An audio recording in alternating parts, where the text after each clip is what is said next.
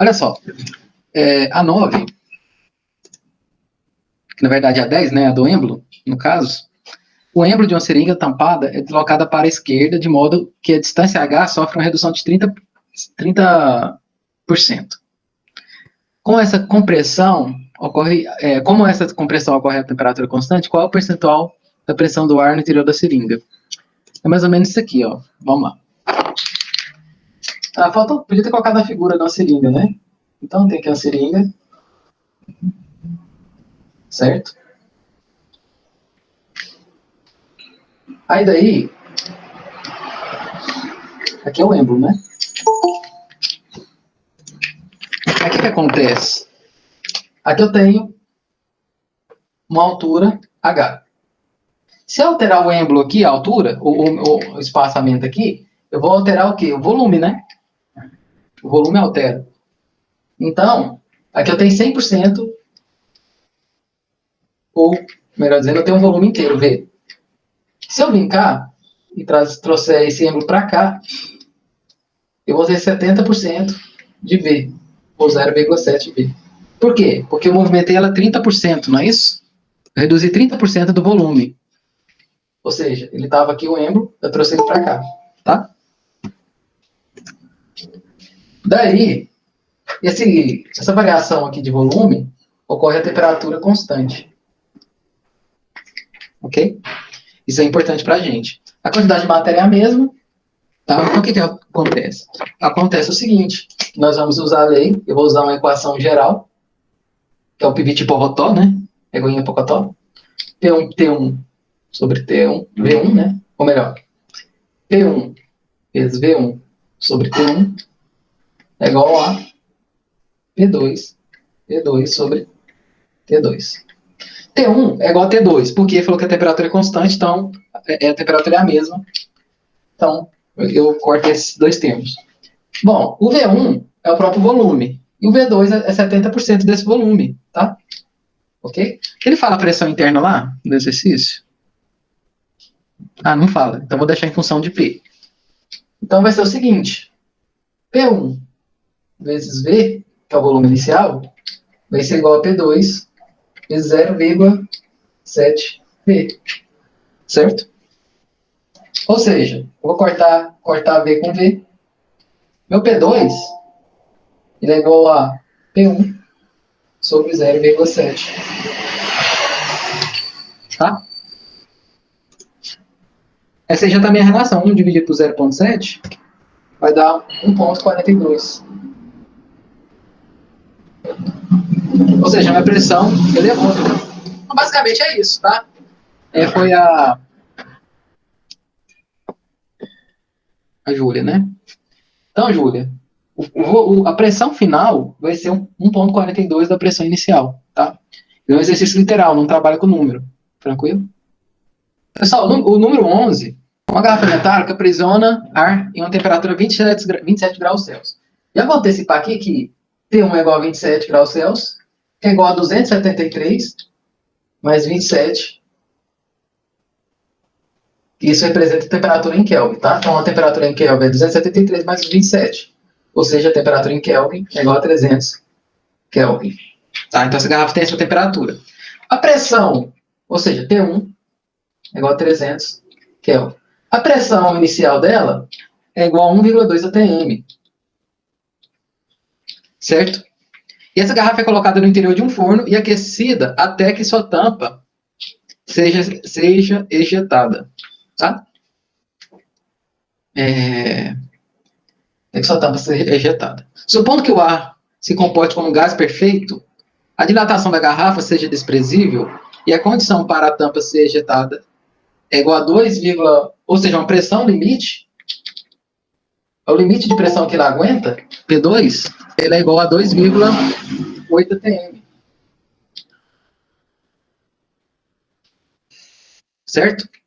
Qual é a temperatura do ar no instante que a garrafa escapa? Que é mais ou menos nessa situação. Pessoal, na iminência da garrafa do ar soltar, até então, um pouco antes de 2,8 atm, a pressão lá dentro, o volume ainda é constante, considerando que ele falou que a garrafa quase não dilata. Ele está desconsiderando a dilatação da garrafa, tá? Então, esse processo ele se dá a volume constante. Certo? Então, o que nós temos? Que P1 vezes V1 sobre T1 é igual a P2, que é o posterior, né? Vezes V2 sobre T2. O volume inicial é igual ao volume final, tá? Ou seja, nós vamos ter essa relação aqui, ó, que P1 sobre T1 é igual a P2 sobre T2. Nós temos P1, temos T1, temos P2, não temos temperatura 2, que é o que ele pede, tá? Fazendo aqui no canto, nós vamos ter o seguinte, que 1,2, que é o P1, dividido por 300, é igual ao quê? A 2,8, é o P2, dividido por T2, que eu não sei. Agora eu multiplico cruzado, então vai ser 1,2 T2 é igual a 2,8 vezes 300. T2 é igual a 2,8 vezes 300. Passa esse 1,2 aqui, dividindo, né? Então vai dar essa expressão. T2 é igual a 2,8 vezes 300 dividido por 1,2. Fazendo aqui, vai dar 700 Kelvin. Aí se você quiser converter isso aqui em graus Celsius, T2 é igual a 700 menos 273. Isso vai dar em torno de 427 graus Celsius. Tá? Olha só. Em algumas situações de resgate, bombeiros utilizam cilindro de ar comprimido para garantir condições normais de respiração em ambientes com gases tóxicos. Esses cilindros, cujas características estão indicadas na tabela, alimentam máscaras que acoplam ao nariz. Quando acionados, os cilindros fornecem para a respiração, a cada minuto, cerca de 40 litros de ar, a pressão atmosférica e a temperatura ambiente. A pressão atmosférica local ela é em torno de 1 atm, a temperatura de todo o processo permanece constante, ou seja, a gente já sabe que é um processo isotérmico. Nesses casos, a duração do ar desses cilindros seria aproximadamente de... Pessoal, a diferença desse com outro exercício que eu havia resolvido como exemplo na aula passada é que no cilindro ele está com temperatura constante, certo? Só que esse gás, é como se eu pegasse esse gás, retirasse ele todo do cilindro e passasse ele para fora do cilindro, tá certo? A ideia é mais ou menos essa. Eu não estou avaliando quanto de partícula que sai. Eu estou avaliando o quê? Quanto que varia o comportamento desse gás mudando condições de volume e pressão. Tá? É como se eu pegasse aqui... deixa eu pegar. Deixa eu ver se... É que eu estou olhando aqui. É como se você... Imagina isso aqui, ó. Tá cheio de gás. E esse copo aqui é um outro cilindro. É como se eu pegasse todo esse gás aqui e jogasse aqui dentro.